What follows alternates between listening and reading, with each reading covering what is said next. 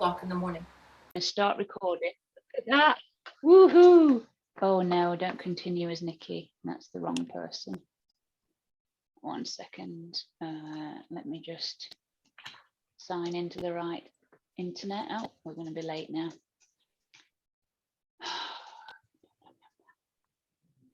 Switch accounts. Robin. Okay. Oh, God damn you.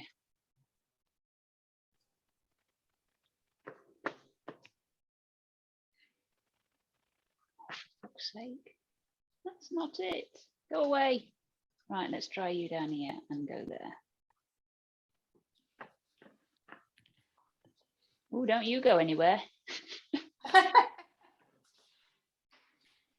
Chat and Chuckle with Robin Nix. Connected. Share on your own timeline, share on a page. Chuckle and chat. Okay, right. We're ready. I need...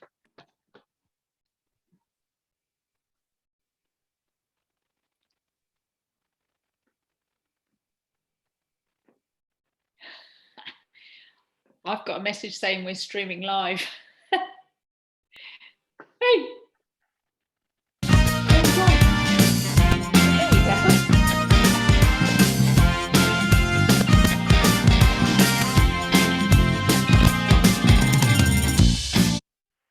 Good evening, Miss Nichols.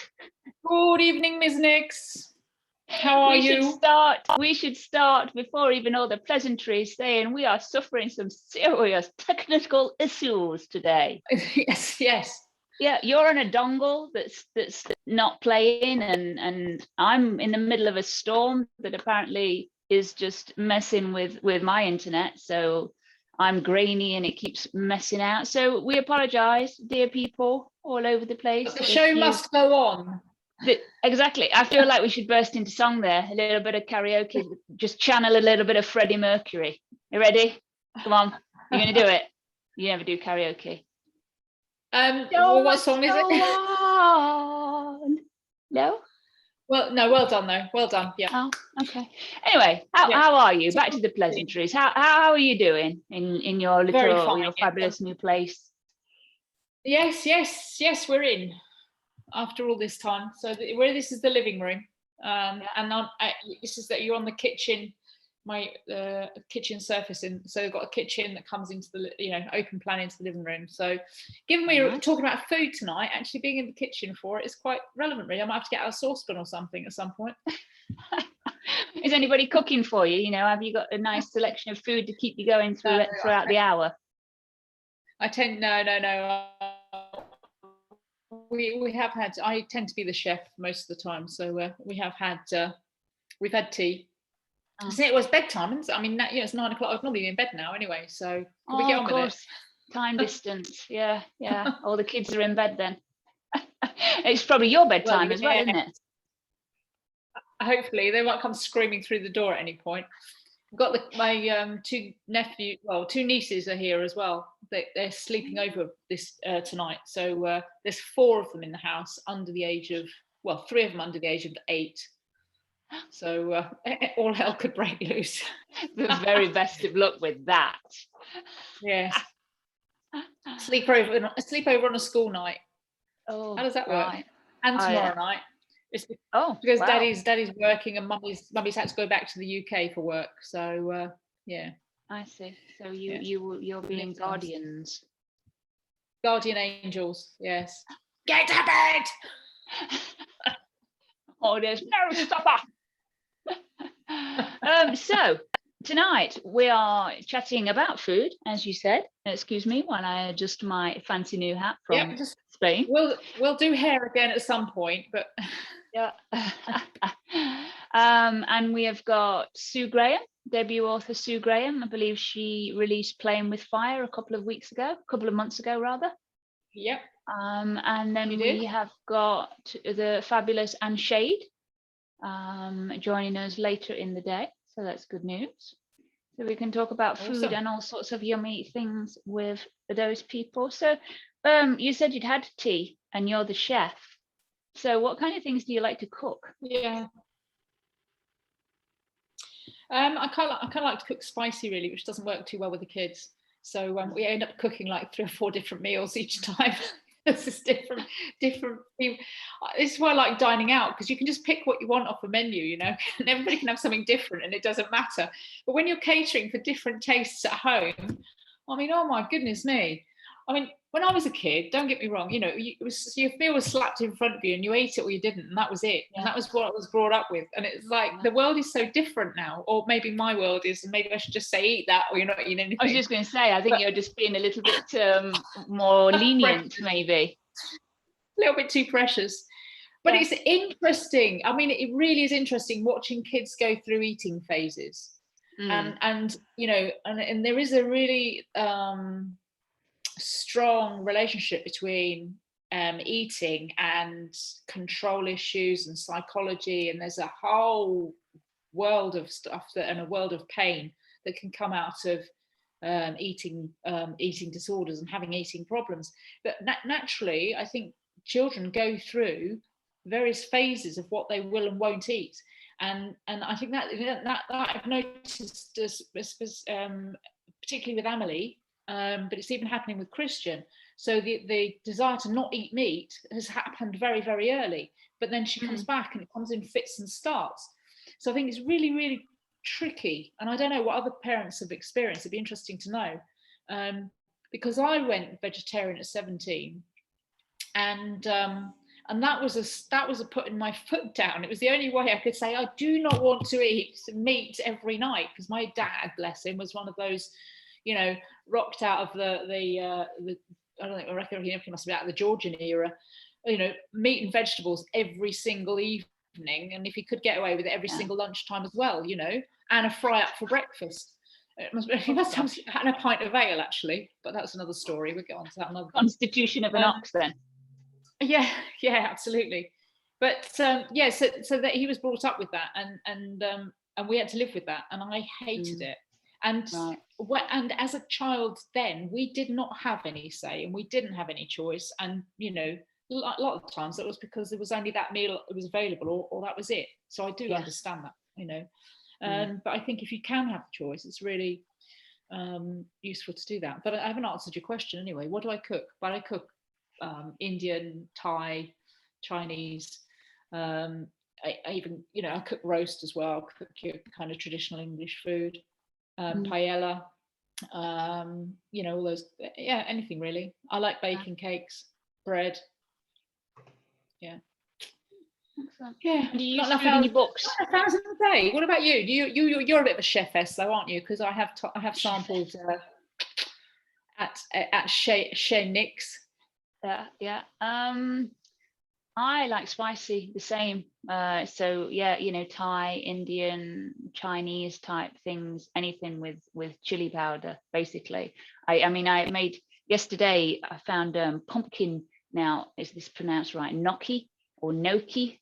You know, the little potato pasta type thing. Yes. But it was gnocchi. Well, pumpkin. I call it gnocchi. So instead of potato, it's made out of pumpkin. I thought, oh, let's have some of that. So I made that, stir-fried that with some nice chestnut mushrooms, peppers, red onion. This is turning into a chef show.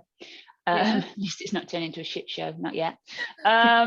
And then some tomato and mascarpone sauce, but I still had to whack some chili powder in it to give it a bit of kick. I do like a bit of spiciness to my food. Or, you know, strong flavors like ginger and lime and lemongrass. Pumpkin's great in a curry. Is it?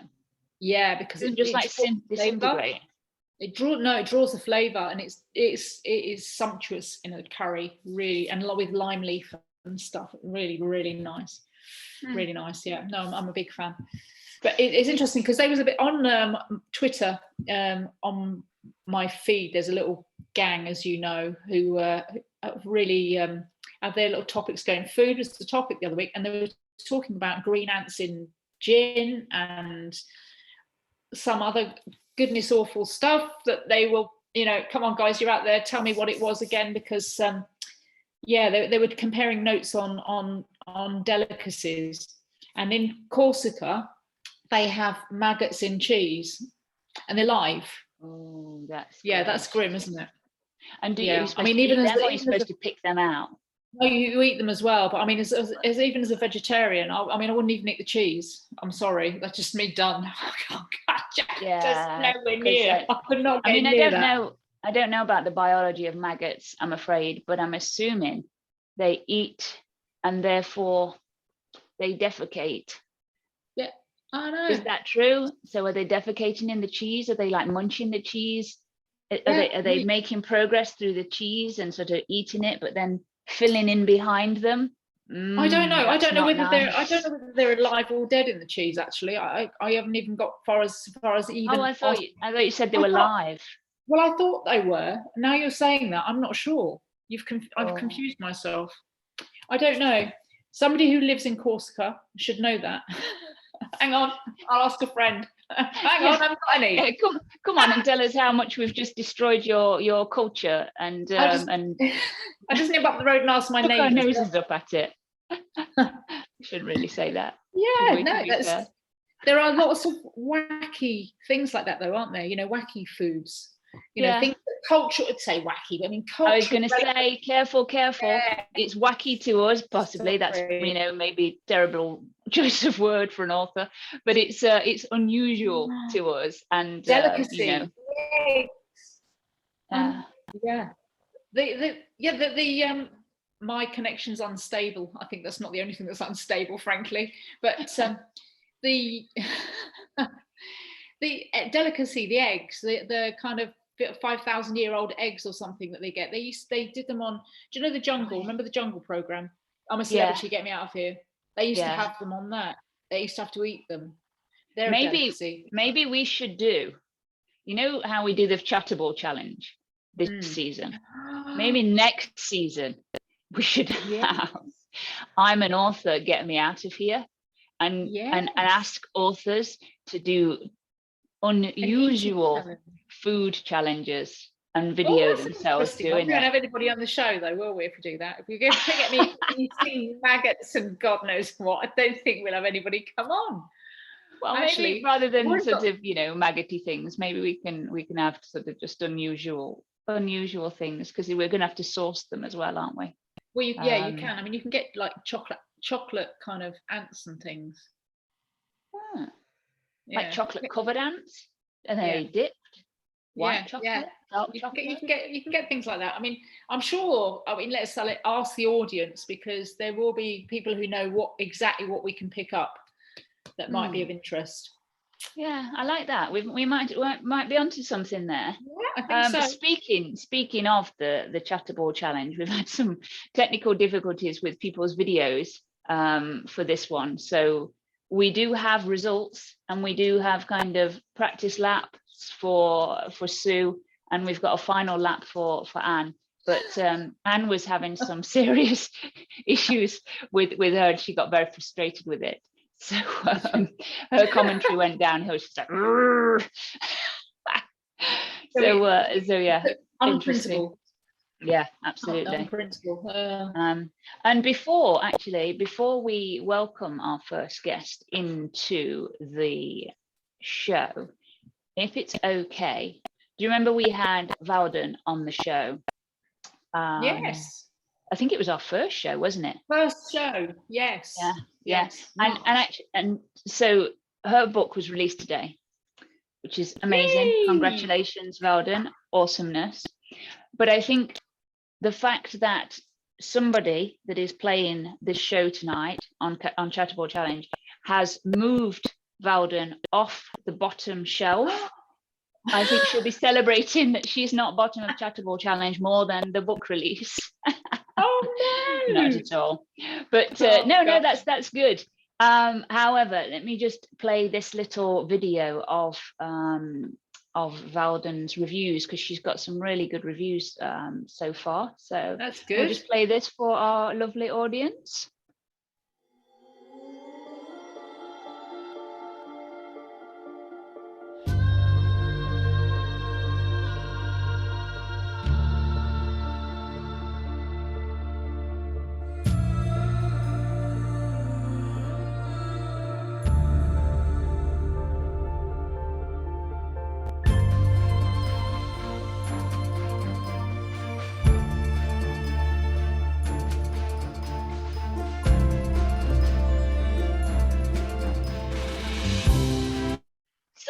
Wow. There you go. How fabulous is that? Yeah, and you know, as I say, the reviews so far are really good. Valden's done an amazing job on that. So if you're out there and like some nice romance and with your sci-fi, you should definitely pick that up or read it for free on Kindle Unlimited. Yeah.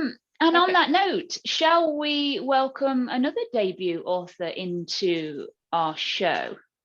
Sue Graham, who I believe is one of your little Twitter gang, isn't she? She is one of the Green Ant Gang, yes. The Green Ant Gang. I like that. So let's give. Not that I've met her, other than on Twitter. So yeah, this is nice. Yes, nice to be able to put faces to names and voices as well. And voice and excellent singing voices. Yes, apparently so. Indeed. Hello. Hi, how are you guys? You can hear me? Hi. Yes, yeah, we can hear you. Yes, and see I can you, hear you. And we can see your fabulous debut book in the back. Do you want to just pull that off the shelf and show everybody? Yes, wave it at everybody. Yeah, there it is. Excellent, very nice. And what's that about? It's a romance, and it really follows the growth and the enlightenment of two very different characters, who one is an artist who works in various forms, one of which is stained glass, which is something that I do, and the other is a writer, and it's essentially how they go through various trials and tribulations, and obviously there's a happy ending at the end. So excellent. We all love a happy ever after. Well, yes, we do. Yeah, we do. Excellent. And the topic of the show today is food. So do your characters have restaurant dates and such, or quiet nights in with a meal? No, actually, food does not feature particularly in that novel. I am writing a book that is based in Africa and in the bush. I don't think they're going to be eating traditional African food. I think the Western readers would perhaps be put off by things like magudu. Magudu is a comfort food, but it's essentially tripe. And it's eaten with what we called up north sadza, which is just a thick porridge made of mealie meal. I think you've all heard of mapani worms, that also are regarded as a delicacy. But I think the one you might not have heard about is stink bugs. Stink bugs, yeah. They're regarded as a snack. And I don't know if you get stink bugs in the UK or no. Okay, they never heard. They are called stink bugs because when they are upset or disturbed, they let off the most foul stench. They're like tiny little skunks, and these are beheaded and dried and eaten as a snack, and they kind of taste like cinnamon. Oh, what sort of size are they? Oh, they're very small. They're very small. Yeah.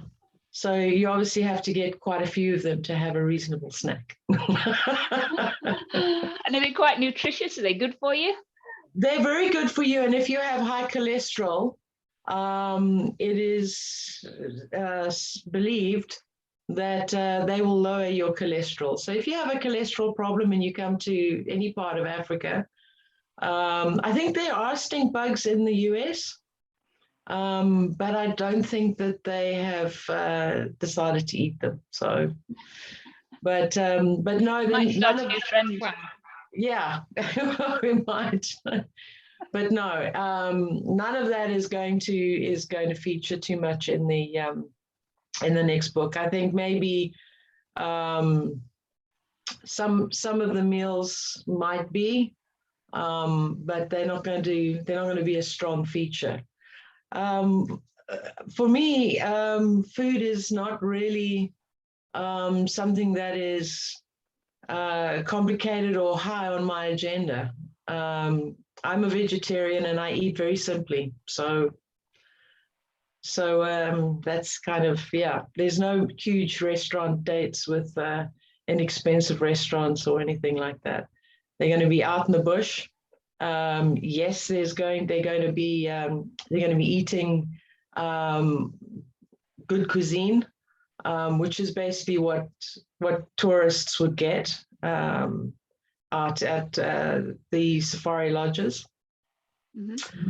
And that's about as much as I'm going to tell you about the next book, because it's still in its early stages. It's been drafted, but there's a few things that I want to add and change, and yeah. So excellent, cool. Yeah, cool. So I do like the idea of actually introducing. Go on, and sorry, I like the idea of introducing some delicacy foods in a story based in the area. I like that idea personally, because I think it's just fun and quirky, and it's a fine line, isn't it? Because you can't overdo it to kind of make it repulsive, but because those stew bugs do not sound very appetizing, in fairness. I don't know. No. And you can put a flavor to them. Sorry, Emma, we keep losing you. Exactly. Or I keep losing you. Yeah, I mean, look, they will feature, but it's not going to be a major aspect of the writing. So. Yeah, sure.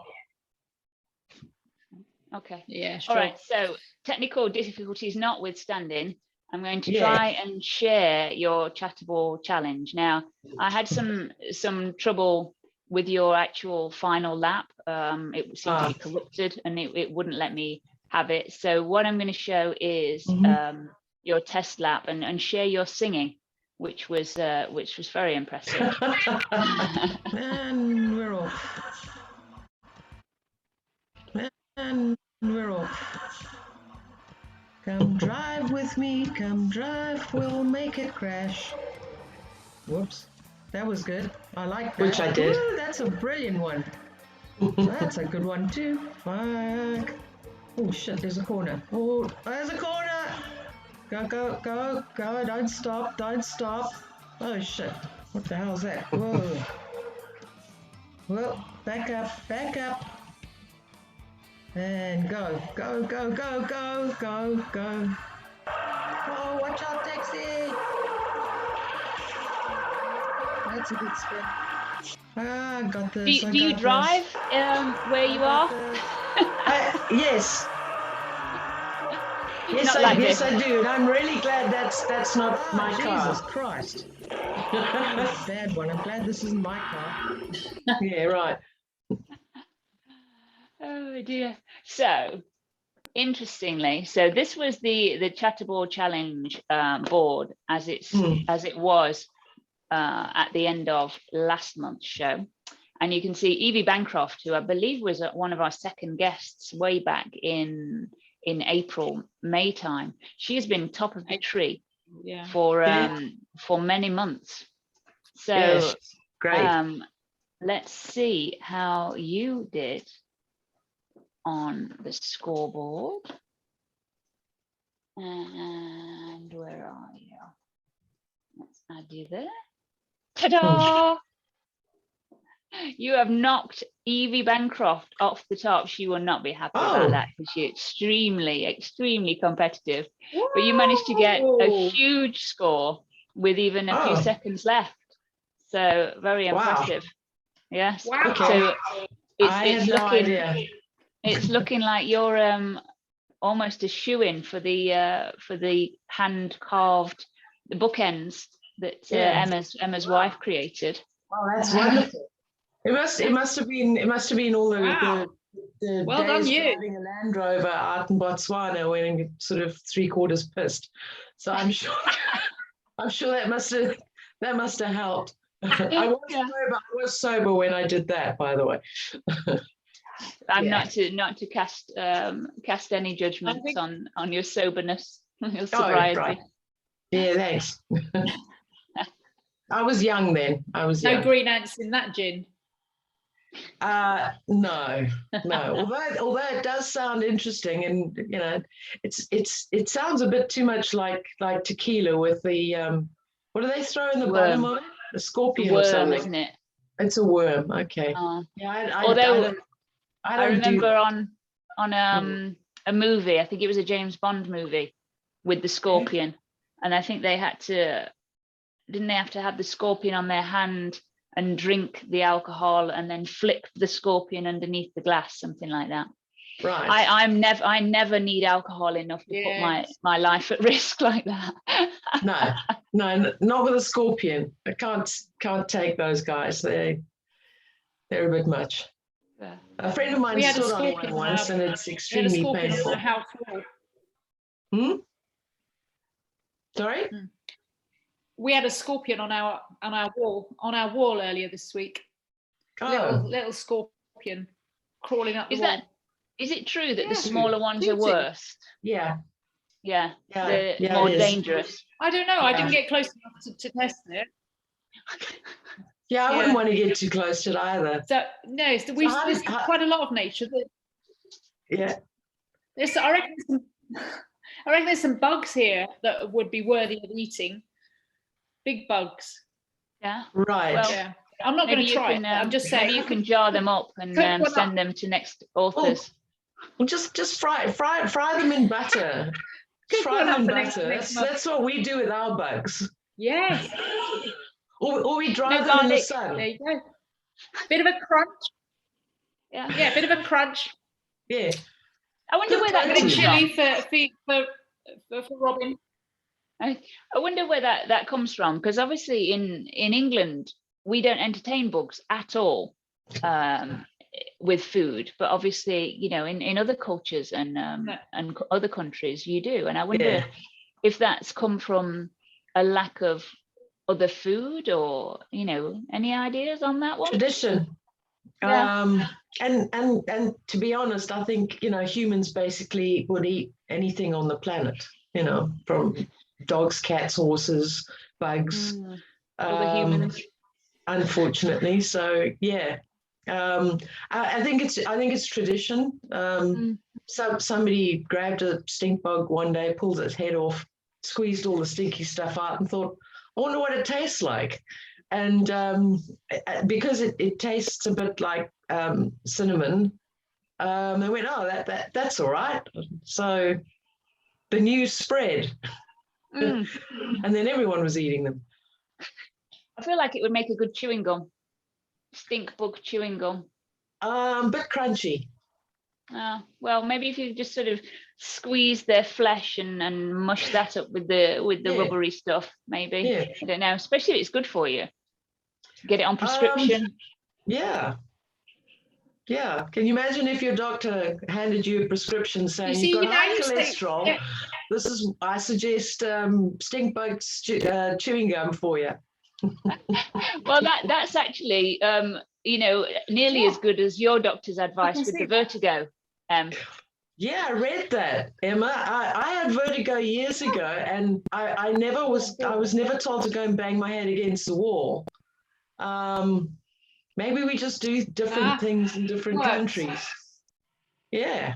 How hard did you hit your head against the wall? Oh, she's gone. Quite hard, about 4 or 5 times. And it's fixed it. Yeah. Oh, brilliant. I'm still. Did you have a headache? Quite hard, about 4 or 5 times. Sure. And did you have a headache afterwards? Yeah, you did. That's a bit like, if you've got a headache and you go and hit your toe with a hammer. Yeah, confuses the brain patterns. Yeah, gives them something else to concentrate on. Yeah, exactly right. I like that. Yeah, no, it knocks the crystals. The crystals get stuck, and so it just knocks them. So it did make sense. I mean, there was good logic in it, and it definitely worked. So because I'd had about 5-6 months of this.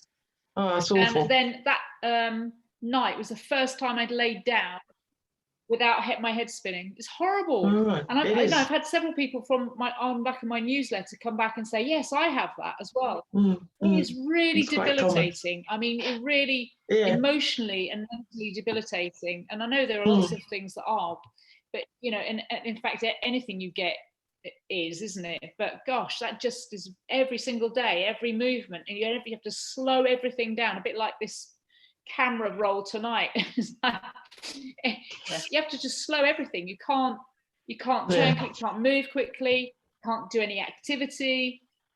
I feel like you exercise every day, so it was quite a painful 6 months. I feel like you might have opened yourself up to some lawsuits though, with people reading that, and I've just got visions of all your newsletter people with vertigo running around smashing their head. So somebody says we do not suggest I would banging say your go head to somebody who knows what they're doing. Oh, so you did it under his supervision? Yeah, don't take it upon yourself to so did he guide you? He guided me. So he held your head and then they tilt your head. Yeah. They tilt your head. Yeah, he slammed. No, he didn't slam. No, I did that. Yeah, no. But no, they tilt you and they lean you over to the side and then over to the other side. Yeah. And after banging, you see, it's usually, I think it sits on one side where the problem is, and so so basically, it spins on one side, it doesn't spin on the other. So once you've banged your head, it spins on the other side. So it's like a fairground ride without paying for it. Pretty good, like, you know, real spinny. But anyway, anyway, puts you off your food because you feel quite sick. Going back to food, I'm going to bring it back to food. Oh, back to food. So anyway, Sue, thank you very much for joining us and for taking part in the Category Challenge and potentially for winning those very handsome bookends. We will let you know. Surprised. Yeah, all right. Well, we'll see what your later guests do, and I'm sure somebody will knock me off the board eventually. So I don't know. Evie's been up there for a good 5-6 months. I don't think so.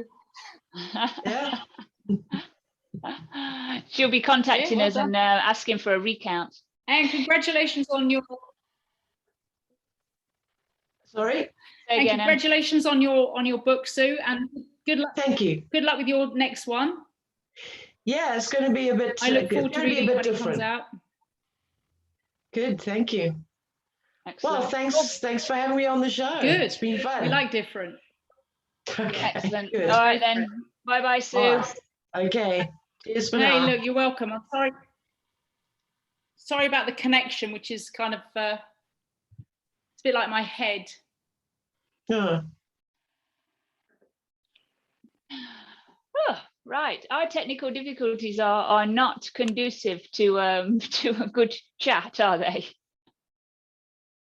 See, now you've all gone. Can you hear me? No, it's kind of tricky because I can hear you. I don't know whether anybody else can hear you. I can hear you. You're back now with me. Yeah. Excellent. Okay. Lovely. School dinners. Did you used to have school dinners when you were a kid? Yes. And what were they like? I just remember I don't know, I just remember a lot of stodge, really. I don't remember anything of any interest. Christian started school today in France. Okay. And they have a 4-course school dinner. Wow. How long does that take? How long is their lunch break? 2 hours. 2 hours for lunch? Yeah. So is he at school for longer? Do they go into school for like 7 o'clock till 5 or 6 o'clock? No, 8:30 till 4:30. But they still have a 2 hour lunch break. with a 2-hour lunch, and they only school Monday, Tuesday, Thursday, Friday.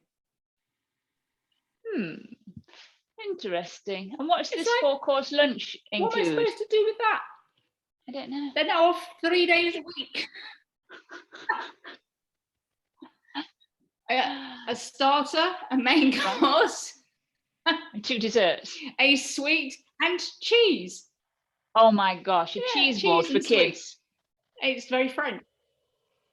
I suppose. Yeah. 2 hours though, that's just not, that's ridiculous. I think I only used to, did we get an hour at lunchtime? Disgusting. Pardon? Yeah. He came out and he said lunch was disgusting. So it's not what he's used to, like in England. No, but I think it gives them options anyway. It gives them four meals to refuse. They can rather than just 2. So they got half a chance of eating something.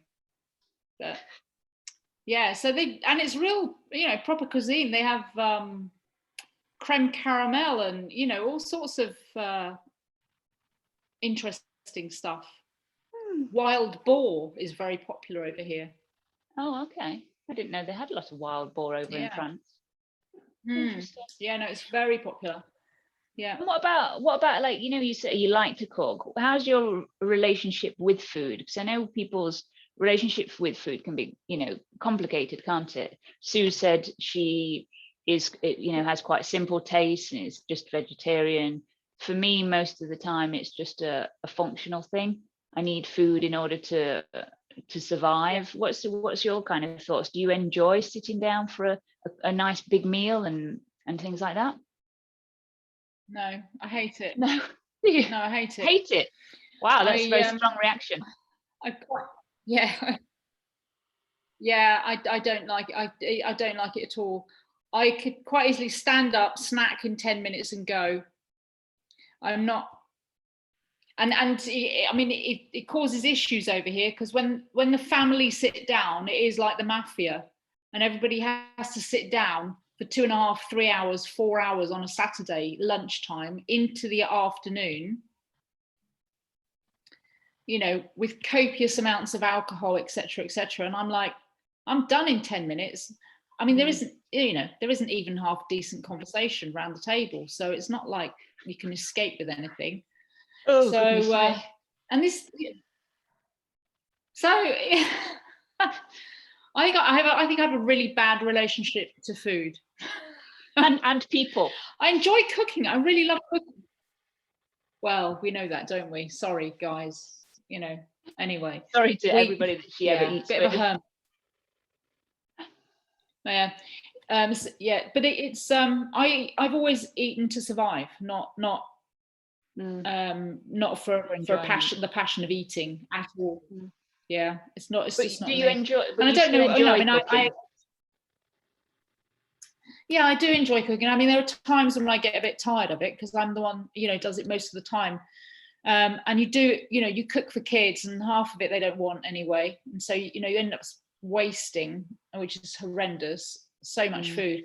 But I am a fan of simplicity as well. So although I like spicy food and things like keeping it really simple, I easily no meat. That's not, And I think the interesting thing is, and we haven't touched on it yet, but there's a toxicity issue that is very rarely talked about with food. And only if you go and see someone who deals with that side of it, can you know whether you are actually allergic to something without you realizing it. So it's not an allergy that creates a reaction. It's an effect that some things have on your body that make you hold weight. So a lot, and I discovered this talking to a dietitian woman in London when I went to see her, and very much it is the case that certain things do not suit us, and dairy is one of those things that is actually not very good for us once we're adults. According to this theory, I'm not saying others will have different perspective, but you'll be surprised actually how easy it is to lose weight if you take out some of these toxins. And So dairy is one, wheat is another, meat is another. So you basically change the balance of your food. And vegetables and obviously fruit. eating less, because portion size does matter. But if you're eating far more vegetables, then actually, that you can eat a lot without actually consuming a huge number of calories. And taking out the things that are technically toxic, you drop weight really quickly. Again, please, if you're going to do this, do it under guidance, because I'm not a dietitian. But there are, it is a theory that I know worked for me. It worked for Moo as well. And it's this woman worked with, I want to say it's not Kate Beckinsale, but one of the actresses who was needing to lose weight for a role that she was playing. Redhead, can't remember her name. She worked with her, and she also did a program on television with weight loss, and took people to, she had a retreat in France, and she took people to the retreat for 9 days, and it was so they basically ran this program for them, because they need guidance as to how to kind of live their life eating this way, and it's very interesting. I feel like we've taken a turn for the serious. Yes, no, so I didn't mean to be serious, but I think it's food is very powerful. It's very powerful, and very powerfully related to our psyche and emotions, of course, because we comfort eat, don't we? Where's my bar of chocolate, by the way? We do. We comfort eat. Eating and it's just one of those behaviors that has a lot within it. It's yeah. So what's the weirdest food you've eaten on holiday or vacation or something like that, or that somebody's brought to your house when they visited? Gosh, you always ask me these questions, don't you? And I just don't have anybody around anyway to visit, and they don't bring anything when they come. So no, I can't think of anything. Honestly, I haven't, if I've gone anywhere, I mean, the one thing I really can't stand, really, I mean, apart from food in general, is squid, octopus, not little squid. I don't understand the eating of the live things where the little legs are still, and you've got to be careful that they don't glom onto the inside of your esophagus and choke you. I feel like if you're going to eat a live squiddy octopus thing, then you should, potentially. I mean, I'm talking about the octopus, which you would never get in your mouth anyway, live or dead, because it's too big. But right. The really big, huge, the big tentacles, and oh my good God! No, with the suckers. No. Moo ordered a pizza here, not this year, but in previous years. Yeah. A seafood pizza. I said, really? You're going for a seafood pizza? That's an interesting one. And what came out on it? Fuck off, tentacles, loads of them. It's like, oh my God! Did she eat it? Eat it? No, even she couldn't eat it. No, she didn't eat anything. She didn't like pick it off and sort of, I'd have been tempted to throw it at the window of the restaurant to see if it stuck, and then kind of went. I know, it's just like, they love it over here. They really do. It's really, again, it's one of those popular things. If you ask for anything seafood, you're going to get, half an octopus in it. We've just got back from a couple of weeks in Spain, and it was one of those places where you can have an all-you-can-eat kind of buffet type things, and they had lots of different prepared dishes, and then they had chefs making fresh stuff, or frying and cooking fresh meat. Yeah. I tried all sorts of funky fishes that I'd never even heard of, and it was quite interesting. But they did have the big tentacle things at one point, and they had these ginormous, I don't know if they're, now what's the difference between a prawn and what does it, a shrimp? Gambas. Is the shrimp the small one and the prawns are, this was massive. Yeah, but you get different sizes as well. It had the tentacles and the shell and the eyeballs. I was like, I don't want anything on my food looking at me. I don't like it. I'm not having it. So they stayed exactly where they were. And I just went to the desserts and had 3 desserts instead. Yeah. And still, strangely enough, managed to come back after 2 weeks of that and lost 5 pounds. There you go. Yeah. It's the stress of looking at the squid. No, it's doing body combat every morning on the 4th floor. Oh. You know, in 30-degree heat. Yeah. So yeah. Good stuff. Yeah, that's good. Oh, it was fabulous holiday. No, it's very nice. But we're on food, not holidays. But they had some interesting foods. And they didn't. It wasn't as touristy type place, so it didn't really have the things you'd cater for, say, an English audience, which I liked, to be honest. Yeah. When we first arrived there, you know how you sometimes, well, I don't know if everybody does this. I feel like the English as a nation kind of do it, that we go to other countries expecting everybody to speak English. And I feel like it's really arrogant, but I've kind of fallen into that. Obviously, Bray is Mexican, so she speaks some Spanish and you know, gets by, and we speak a little bit at home, but you know, not anything of note. And we got there, and basically everybody spoke Spanish and hardly anybody spoke English. And I was like, right, okay. So Google Translate was my friend for 2 weeks and I was basically learning Spanish, and the staff, because I'd said, you know, I'm going to practice and learn my Spanish while I'm here. They were superb. And by the end, I was, as I say, I was learning it off Google Translate, and they were correcting it. But by the end of that 2 weeks, I was pretty all right. I could have good conversations and good fun. Tell them about how wonderful the food was. It was good. It's good. It's really nice. So we're supposed to have Anne Shade is supposed to have been here 10 minutes ago, and still no sign of her, I'm afraid. Right. She got the right day. I spoke to her today, and she was really looking forward to it. So I think what we'll do is we'll show Anne's show lap in the hope that she'll join us. And I assume it's probably some weirdness about GM, you know, Greenwich Mean Time and things, and not realizing it's British summertime.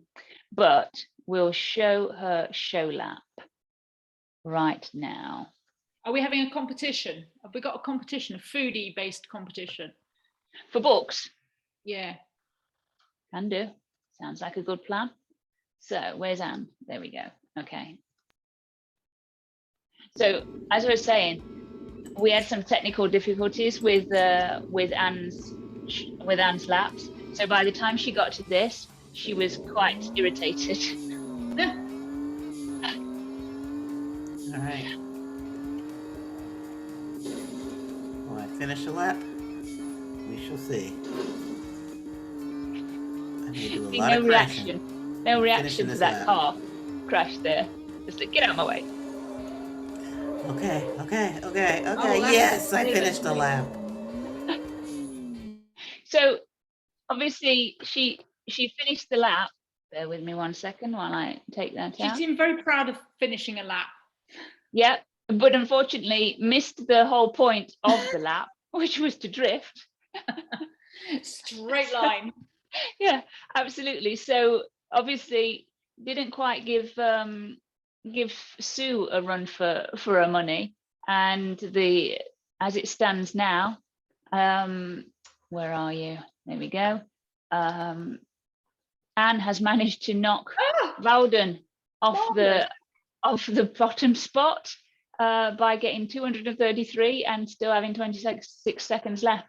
She had a lot of drift time. Yeah, absolutely. But unfortunately missed the point of it. So never mind. Somebody's got to be last, haven't they?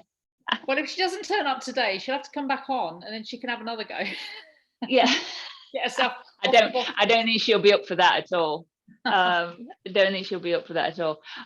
Slightly other note, somebody said that they drink wine, or they have drank wine fermented with villagers' spit. Oh my good God, really? Yeah, Sue, actually. I assume that's Sue. I assume it's Sue that's just been on. But yeah, villagers spit. That's very specific. Do you think it's like the villager that sits on the corner of the square, you know, with his holy shoes, just cursing at people and quoting the Bible? Or do you think it was a group of villagers that said, let's make some wine and let's spit in it and see if anybody's silly enough to drink it? You know? Yeah.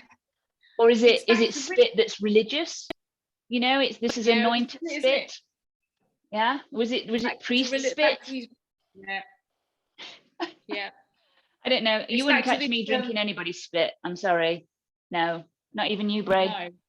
I'm not. I'd spit swap with Bray, but I'm not like, you know, drinking a whole bottle of fermented spit. That seems a little bit strange. We can't do that in these days and ages now anyway. I don't. No. Would you have, if you? All right, then cast your mind back, Emma, to the Middle Ages. Would you have drunk wine fermented with villagers' spit? Or non-spit, priest spit, teacher spit, cow spit. No, but it does make you wonder. You know, when you go to a restaurant and you've pissed off the waiter. Oh, you see? Who has the power? I'm always very, very nice to people who serve my food and drink. And I always tip very, very well. And I'm always very friendly and I put on the charm because I don't want anybody taking my steak and wiping it on their scrotum and then putting it back on my plate. No, thank you. Have you seen Fight Club? No. Okay. There's I think I can't remember what he called it, but anyway, it's a Brad Pitt and Ed Norton film, and they go around doing like guerrilla terrorism type thing against rich people. Yeah. So they're waiters and waitresses and waiter people at all these fancy places, and they pee into the soups and they do other things into the soup and they spit in it. Goodness me, you just don't know what people would do to you, do you? So it's almost enough to make you not want to eat out. But I feel if you're not an asshole, you know, then you're probably okay. You're probably going to get clean food. I would hope so. I mean, I think the standards have changed. I'd like to think the standards of hygiene have changed, but it's not about hygiene, is it? It's attitude. If you give your wait staff attitude, I feel like they're totally in their right to take it out on your food. Yeah. I worked in a restaurant when I was a kid. I was 15. So it was my first job. And I started washing up in the kitchen because they didn't have dishwashers back then. And so I did not. When I was a gal. I was scrubbing dishes all night and all evening. So I saw exactly what went on because the kitchen was literally I had my back to the kitchen. Come on, and then I moved up a level into waitressing. So, and it was silver service waitressing. So it's a proper kind of, you know, spoon and fork job. So the good old days. I remember them well. Come on, then you can't just say, "Oh, I know what went on," and then not give us some juicy details. It wouldn't have occurred to me to do such a thing. But what did you see then by these other people? Well, I did see, you know, a steak might hit the ground and be whipped back up again under the grill. Well, you know, that's the 3-second rule, isn't it? Yeah. Especially if you keep a clean kitchen, that's not so bad. Definitely. So you didn't see anything. You didn't see anything. You know, nothing done with nasty. A certain amount of no. Really? I've only ever seen that on television. In fairness, in a movie. That's boring. Yeah, it is, isn't it? My life is boring. Yeah. You know that. I mean, crikey. Apart from, you know, I mean, it's boring at one level. It's stressful. It's not stressful. Especially the last 6 months. God in heaven.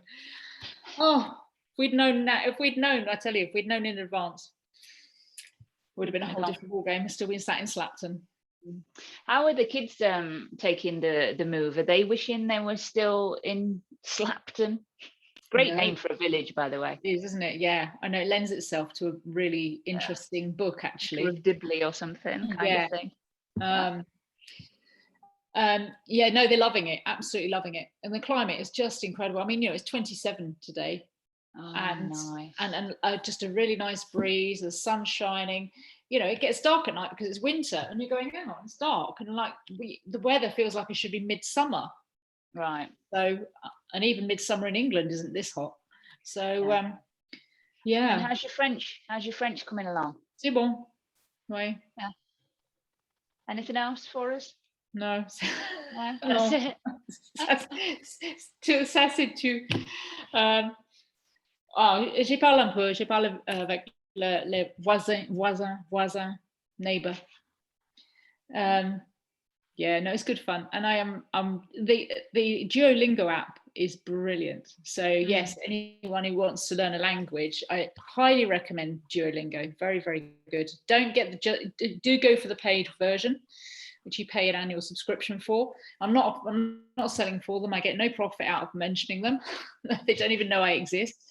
But it is really, really very clever. Very, very well done. But I'm just finding it really interesting. And maybe we should do a show on language and learning language. I think we should do a show. We should save this for another show because there's a lot to talk about. It's good fun.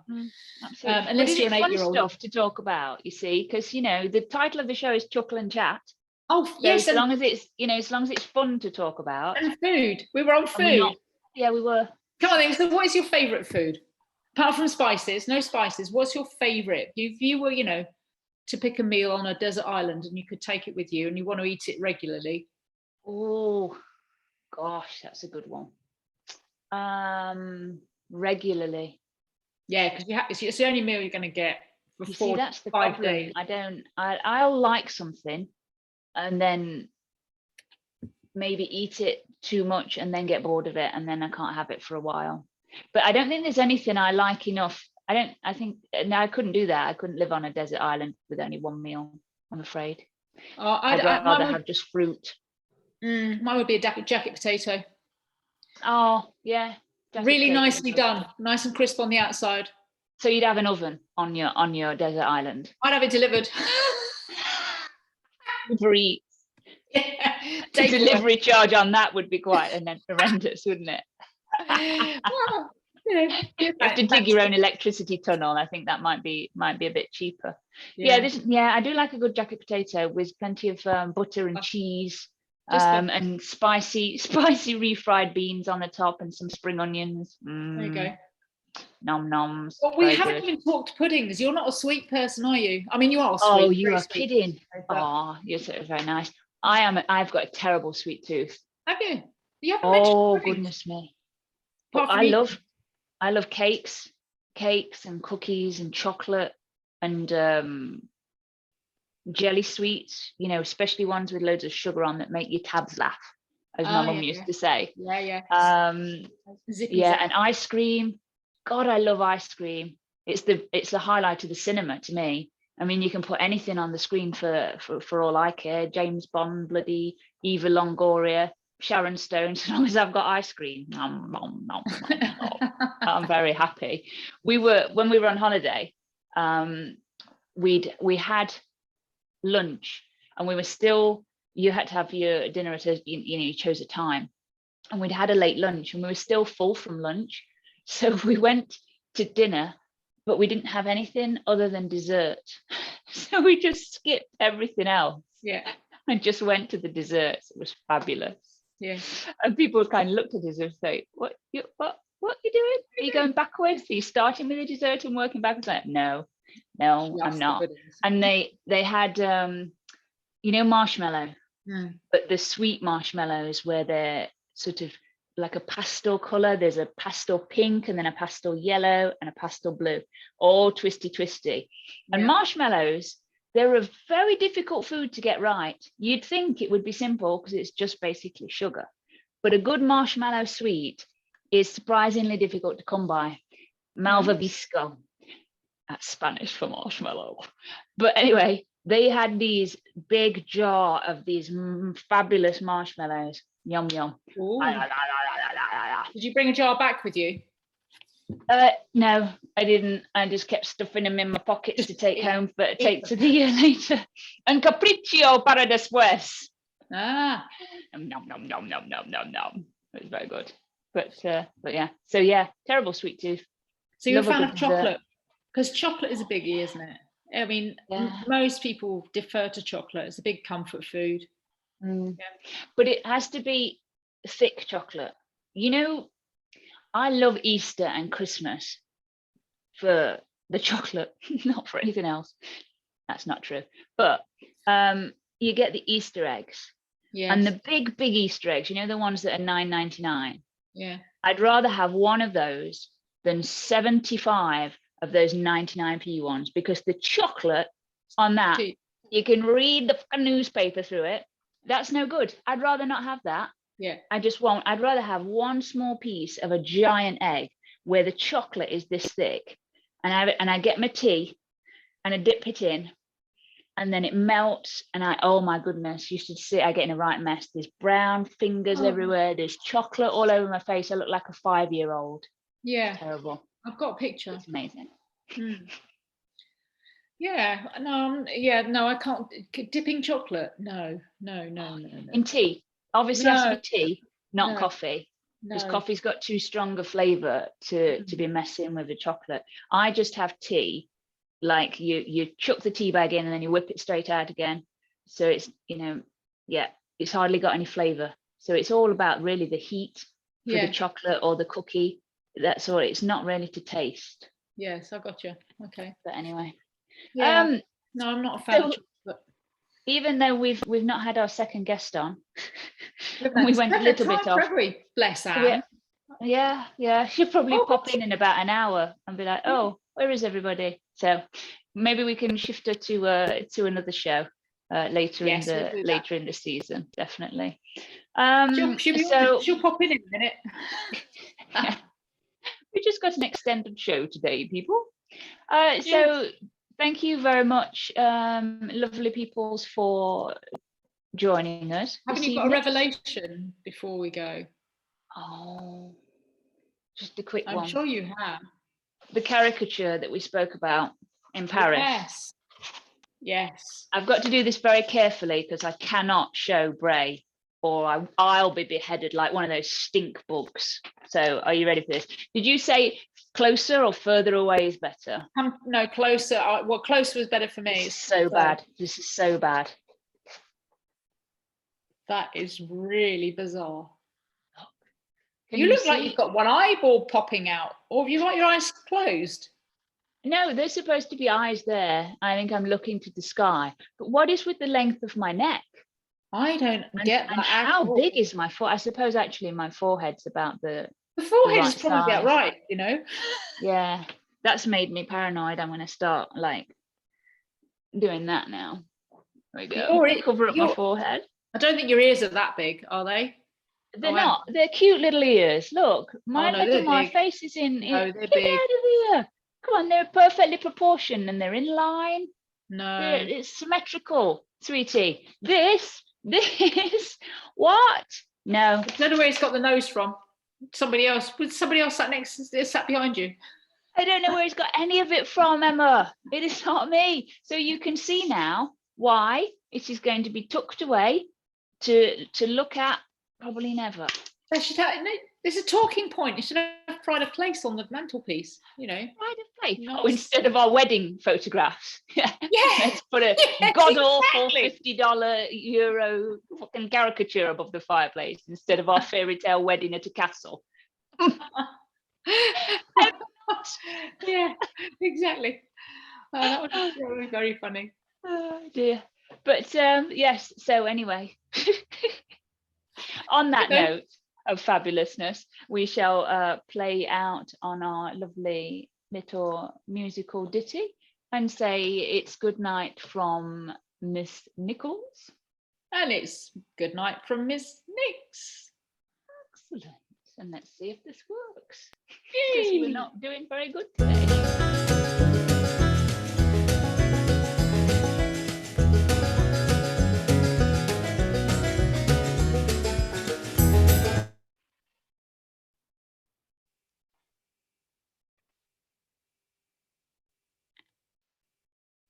Okay. 1 second.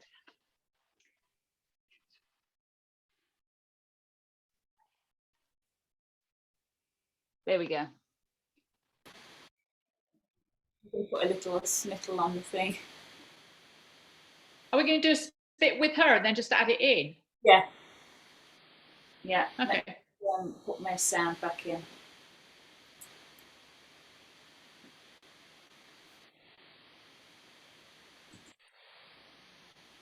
Hello. Hi, sorry, I thought it was at 5 my time. No worries. I think it's the crazy British Standard time, that British summer time, that adds on the extra hour. We've got your Yeah, I'm fixing lovely it now. Lotus cover. Excellent. So we've gone off our live stream. Sorry. That's all right. So what we can do is, I don't know, I can't remember who's on our show next month in November. So maybe we can just rearrange and you come on another time instead. Yeah, I'm so sorry. No, don't worry. Sorry. No, don't worry. How are you?